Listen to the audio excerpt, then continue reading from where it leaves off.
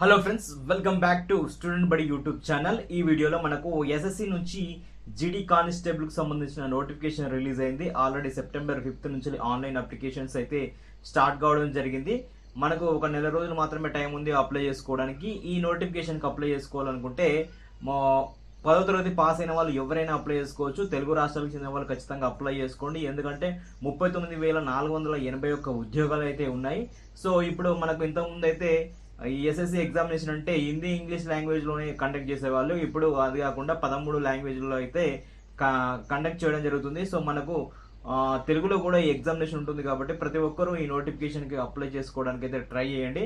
దీనికి సంబంధించిన పూర్తి వివరాలు గల వీడియో ఈ షార్ట్ వీడియో టైటిల్ కింద మనకు లింక్ ఉంటుంది. దాని నుంచి అయితే మీరు పూర్తిగా దీని గురించి ఇన్ఫర్మేషన్ తెలుసుకోవచ్చు.